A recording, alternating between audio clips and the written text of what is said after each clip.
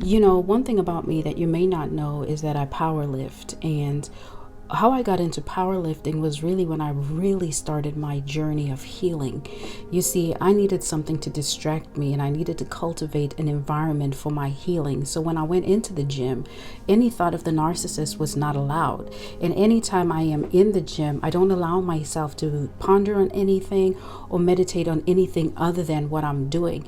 You see, when you powerlift, you've got to engage your mind into what you are actually doing and be present, because you want to be sure that, I want to be sure that when I go down, if I'm going to deadlift, if I'm on the bench, or if I'm at the barbell, right, I want to be sure that my form is correct. I want to be sure that I'm not robotic, because I can't afford an injury. When I initially started powerlifting, it was difficult holding onto the bar. Or not that the bar was difficult, but pressing into the bar, because it has these ridges, and on top of that, the weight that you put on there, it would dig into my hands, and this part of my hand began to become calloused. And over time, those calluses just strengthened, and they got harder, and the rest of my hand remained soft except that area. And it doesn't matter what types of treatments I tried to do to soften that part of my hands, it stayed the same.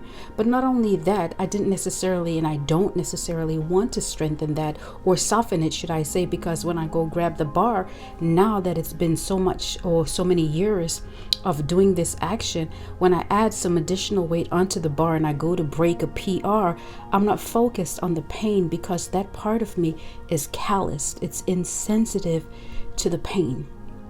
When we say that narcissists have a seared conscience, what it means is that their conscience has become calloused. Their moral compass has become calloused. There is nobody in their mind governing them as far as morality is concerned. They are given over, or they have taken heed to the doctrines of demons, to the deceiving spirits. And that's why they can do whatever they want to do and not feel any kind of way. That's why they're indifferent. That's why they're insensitive. That's why they don't care about what you do to them. And there is nothing, just like there is nothing that I can do to soften my hands and that part of my hands, that pad. There's nothing that you can do to fix what is of a narcissist. You see, it says they are seared with a hot rod, right?